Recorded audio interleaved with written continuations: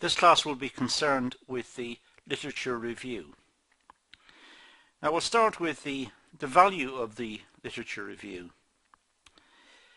The sources of the literature review should be written by people of credibility and expertise in the area. So the sources used in a project or dissertation or in an essay, the sources used should be written by people of credibility and expertise in the area. The sources should not be your friend, perhaps. Perhaps your friend is not an expert in the area.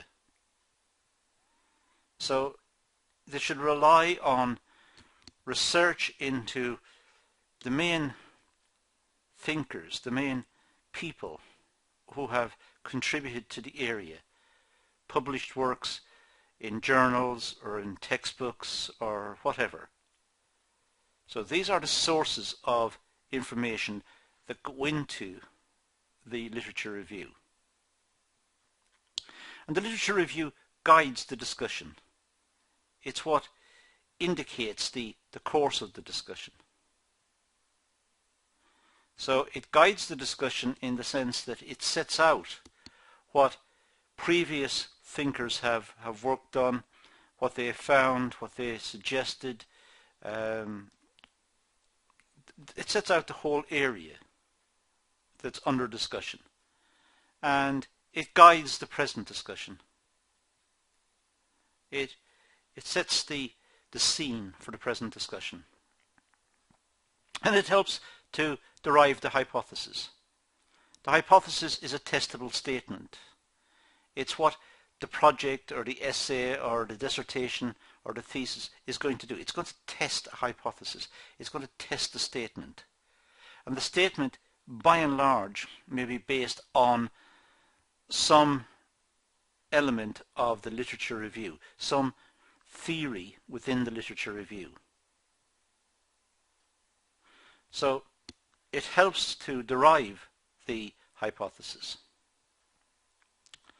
And it shows the knowledge in the area. It shows what's been done in the past, what the main findings of past research has been, who are the main contributors to the research, the way the whole area has developed. So it takes the reader through the development of the appropriate research that's gone in the past and which will guide the present research. So it shows research and reading. It shows what has happened in the past. Now maybe web sources.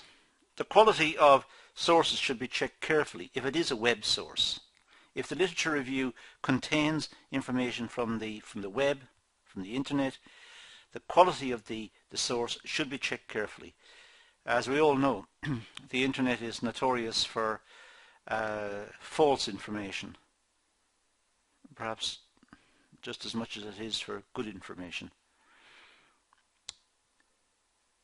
Try to use the official site, the official website of large organizations.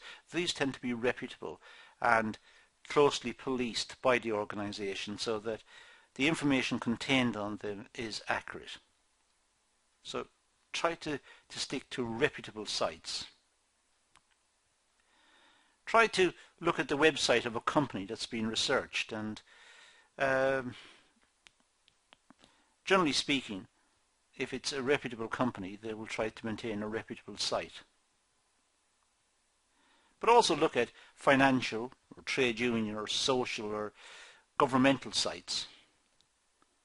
They also try to maintain their sites in a reputable fashion, so information can be picked up from those sources. And there may be other specific ones, for example, NGOs, non-governmental organizations which have got websites that are reliable, universities, colleges and so on.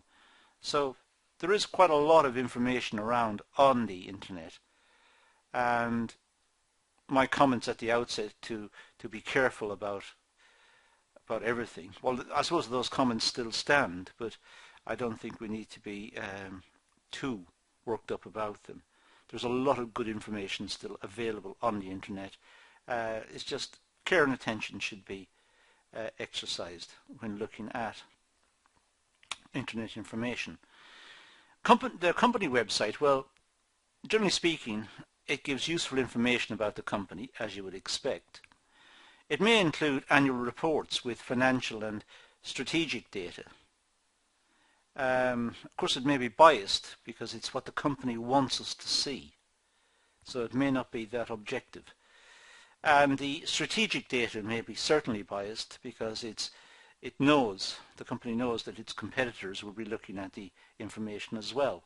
So again, care is required in interpreting information, even from reputable company websites.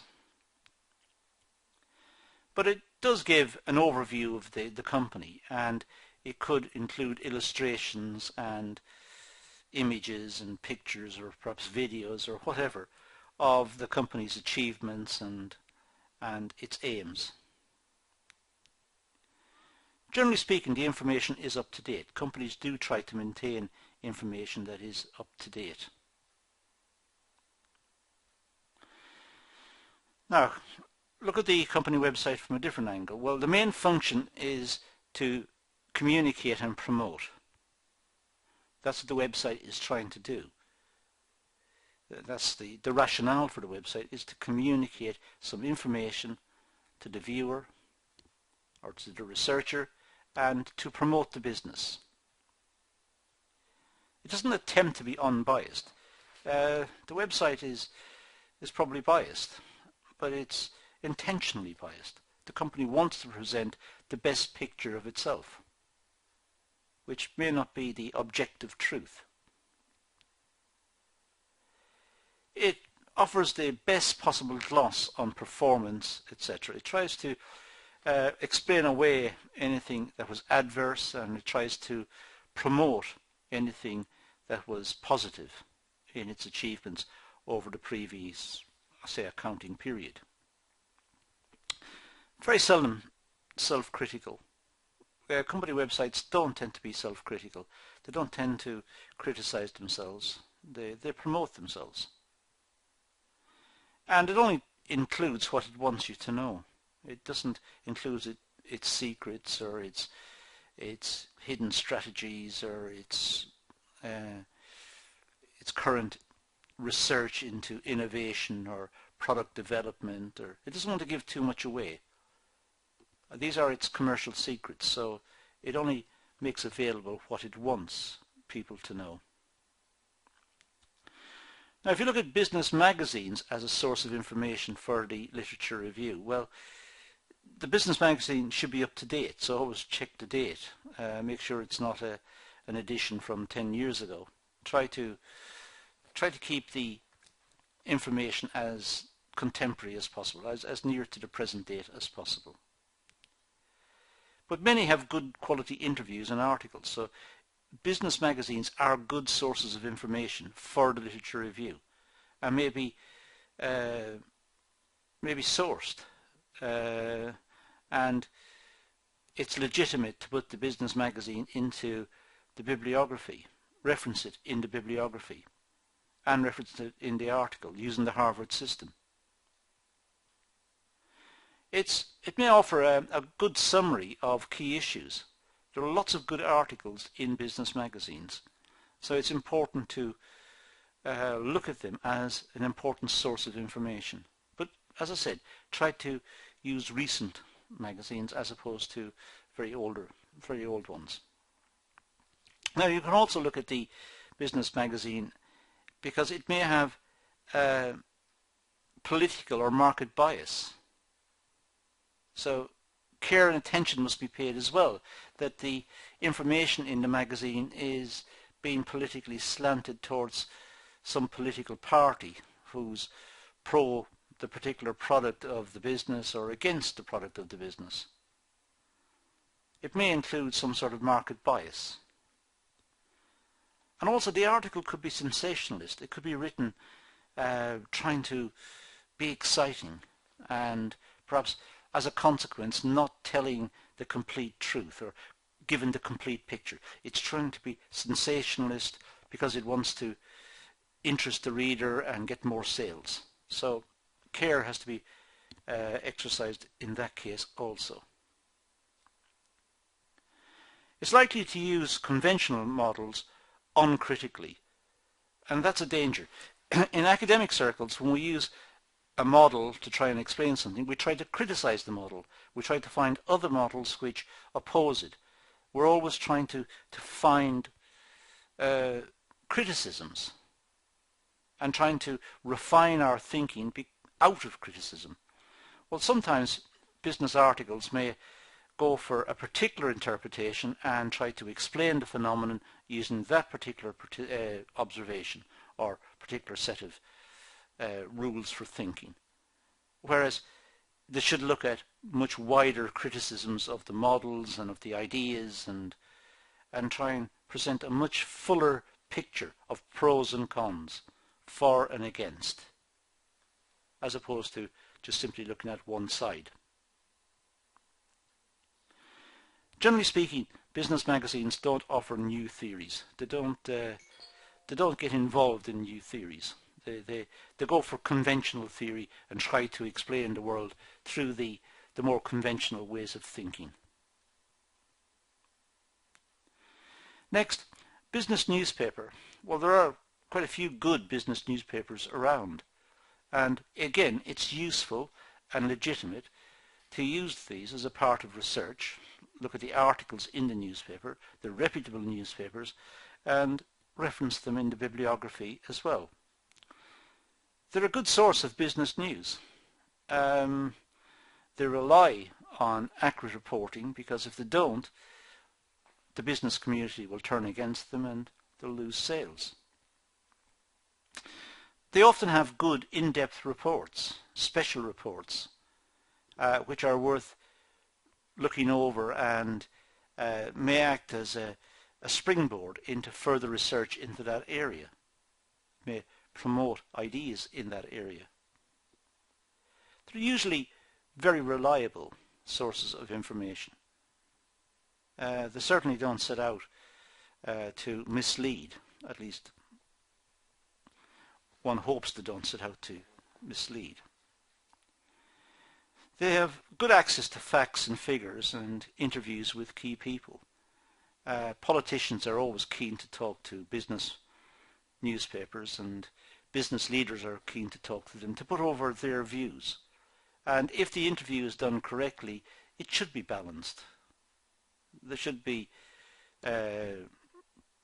penetrating questions, difficult questions for the respondents to reply to, so that a balanced picture is brought out at the end. Now, against the business newspaper, well, it dates rapidly. Archives are valuable, past editions are valuable, but information in business newspapers does go out of date very quickly. And as I said earlier, it may have a political bias or some other bias. The owner of the newspaper may wish to influence public opinion in a certain way, which it shouldn't do, but it does happen sometimes. So care has to be taken that there is no political or other bias as well. Generally speaking, newspapers don't go very deeply into theory or models or concepts. To try and keep it close to the surface, to try and make it as clear as possible and as simple as possible to understand, so they don't get involved with very complex ideas. A literature review could also include market research reports. These should be based on extensive primary research. Ideally, market research reports should be based on primary research. And large-scale data collection and collation, normally reliable data should be picked up because of large-scale data collection and collation. So normally the data is reliable. And market research reports give an insight into what is currently happening within markets. So it's particularly useful if it's possible to get access to this sort of material. Often students can't get access to up-to-date market research reports because they're so expensive and so well protected. They're a very good source of quantitative information for markets, but as I said, difficult to get access to them because they are protected and they are expensive to do. Against the market research report, well, again, they don't tend to examine theories and models and concepts. They tend to pick up data and report the data. They pick up data and say the average is 34% or 91% or whatever, and they don't have any theoretical explanation, generally speaking, for what they're reporting. So market research reports don't get involved in theories. Not all industries, business areas or countries are covered, so it is selective. Many industries don't get involved in this, and they're not widely used in every country either, so the coverage is patchy. Accessing the data may be difficult or expensive, and that is a big drawback. And generally speaking, students and academics don't get access to this information because it is expensive. It has to be financed by particular companies or industries or particular interested parties who spend a lot of money, and they don't want it they don't want to give it away. Academic journals as a part of literature review are very well established. This is an important source of information for the literature review. Generally, it offers in-depth review of models and concepts and theories. It tends to focus in on the theories as opposed to the data. But a lot of research in the academic journals will take let's say a theory, and will try and get some data to test the theory, to offer some sort of insight into testing. It offers application of theory to specific industries or firms. It tries to show the relevance of theories to specific situations. And it offers views of other authors. Generally speaking, academic journals try to criticize the article and offer alternative views, not just the one view, but offered criticisms. And that's a strength. Looking for criticism means looking to strengthen the article. And academic journals are very good at that. So an article is published. In the following edition, an academic may offer an alternative and criticize the first one, and so on. And a debate may arise between academics as to which is the best way forward.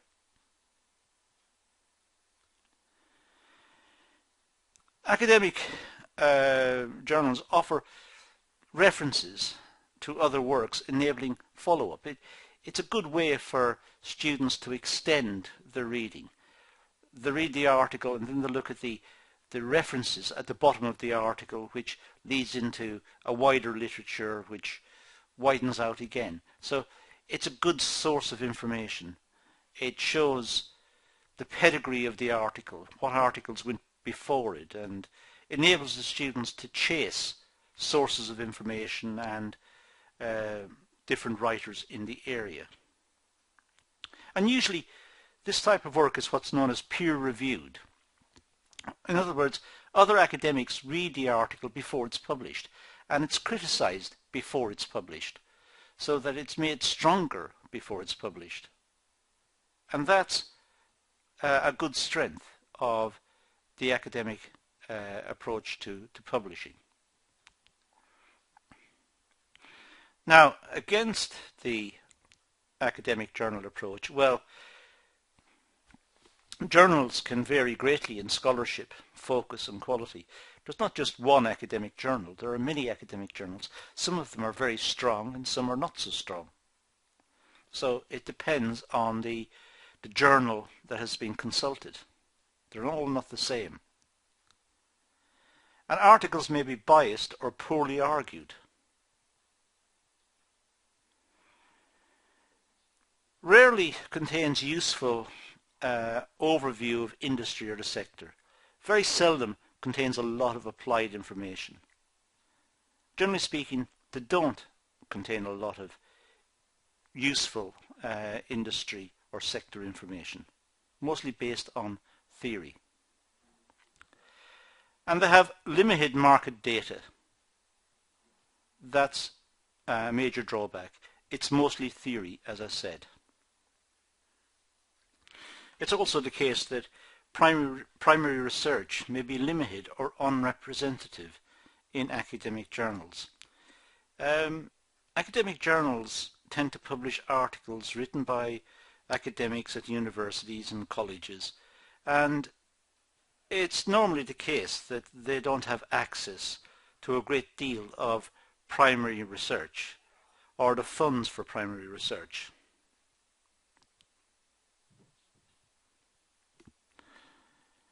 Now let's move to the literature review. This is an essential part of any dissertation.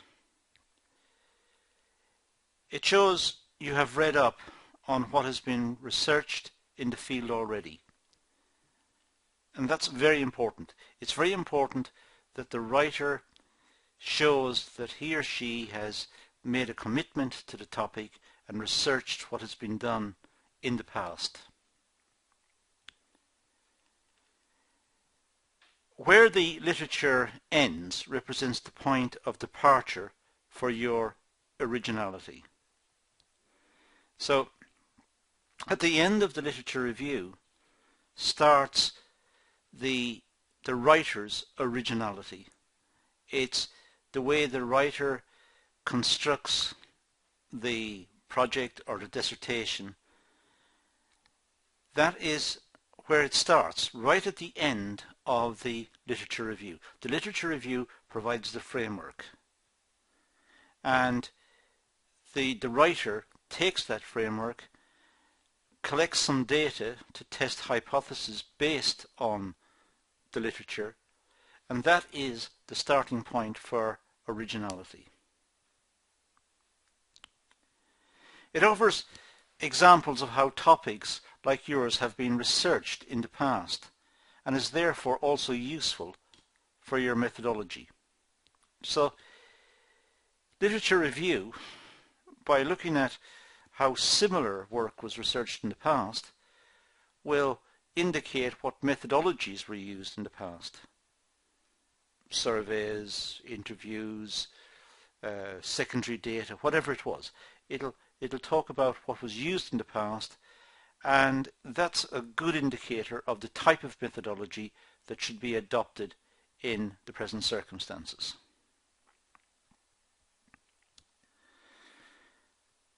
Now, the first thing about a good literature review is it should be comprehensive. It should include all work relevant to the topic.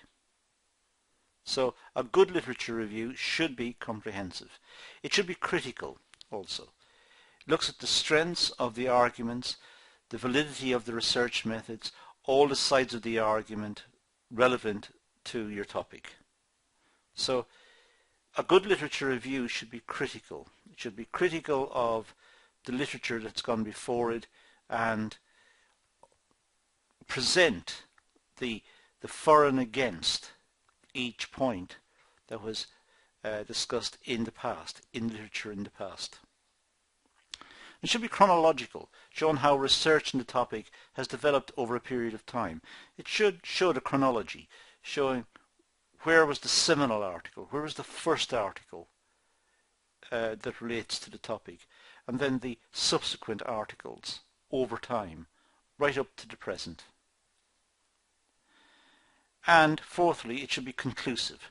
Clear conclusions about the topic area and the gaps in the literature should be indicated. Coming to conclusions about how the literature affects your choice of topic and objectives and informs you informs your choice of research method. So the literature review should influence the current research. It should guide the current research. And it should indicate good practice based on what's happened in the past. So a good literature review should be comprehensive, include all of the relevant material, it should be critical, it should present different points of view related to the past research. It should be critical, in other words, in order to make the arguments stronger. It should show the chronology, show when the seminal article, when the first article was published, right through to the present time. And it should be conclusive. It should show the outcomes of the past research and show where there were gaps in the past research. How much literature? Well, that's a big question. Generally speaking, literature reviews talk about the seminal article, the first article published, and then looks at the main contributors to the debate over time, up to the present time. So it'll look at different literatures. Here we've got overlapping Venn diagrams. We have a literature based on one particular topic, which has got elements that can overlap with a second literature, which could overlap with a third literature. And the research area is the one that goes in between. It's the one where all three Venn diagrams overlap. For example, what are the factors that determine the number of new startup businesses? The literature in this case will be, let's say, entrepreneurship, small business, literature on government, banks, and business financing agencies. So it'll be looking at new startup businesses will involve looking at journals in entrepreneurship, journals in small business, journals in government initiatives, government policy towards small business, looking at what the banks have published in the area, and looking at all of these different areas, a bit like our Venn diagrams here, we get the overlap, which gives us an insight into the factors that determine the number of startup of new businesses. And that's the way it may work. We may have a literature on entrepreneurship, a literature on small business, literature on support for small business. And having looked at all of these areas, we get an insight into what is it that determines the number of new startup businesses.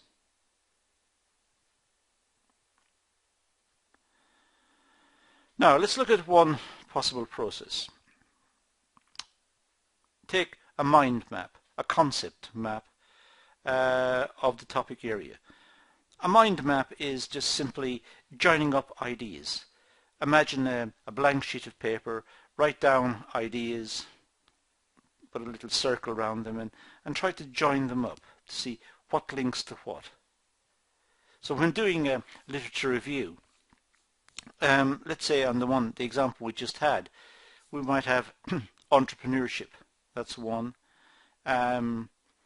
Sources of help for small businesses. That might be a second. Now, how is that linked to entrepreneurship? Is it linked? Should there be a line joining those two together?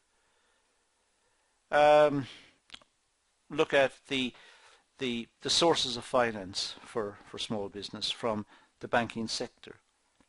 Now, how does that join to entrepreneurship? Does it join? So mind map is simply joining up ideas together. And having got a mind map, having got various ideas to see if they're linked or related, do a search of the literature for articles in each area. And that will be the start of the literature review. Having found the articles, having found the various points, then collate them, put them together, and draw conclusions from each area. Look at each area and try and draw some conclusions. And then look at all of the conclusions from each of the areas and try to draw a final conclusion. And in that way you have started the review of the literature. You've looked at mind maps, you've looked at concepts, you've looked at the idea that that you feel needs to be researched, and each concept or each area which you've circled on a blank sheet of paper, just written it down on a blank sheet of paper and then circled it, you've now researched each of those areas. Now you've looked at the conclusions in each of those separate areas. Now you can draw an overall conclusion.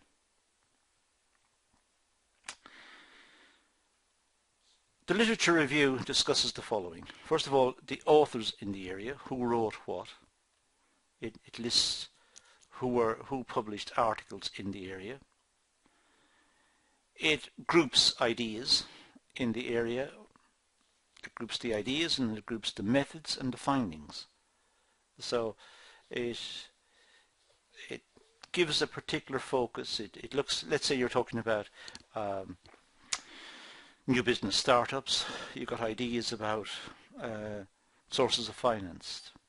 So it groups all the articles on sources of finance. It groups all the articles on government initiatives to help businesses. It groups articles on entrepreneurship. So different groupings come about and they're joined up. And it draws conclusions from each of the groups, like I said earlier. And the overall conclusions come from those various groups. Now, the overall conclusions might identify new areas for work. There may still be gaps, indicating some new area is required. And it also enables the researchers to look at the applicability of those various areas that were identified, looking at the applicability of that into the proposed area of study under question now. So the literature review tries to draw conclusions out of the various subsets: entrepreneurship, sources of finance, government initiative for new business. And it's trying to get a picture of what determines the number of new businesses started up. So it looks at the conclusions from each of those areas and then tries to aggregate them and see what's the overall picture. There may be gaps, as I said, so some new insight is required.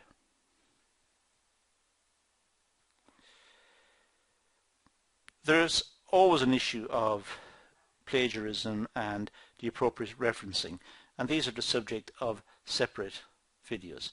There are separate videos and classes on plagiarism and particularly on the Harvard system of referencing, which should be used throughout. So that concludes this discussion of the literature review and the type of material that could be used in a business literature review, and a type of literature that may be consulted but may have some drawbacks and may be consulted and then rejected.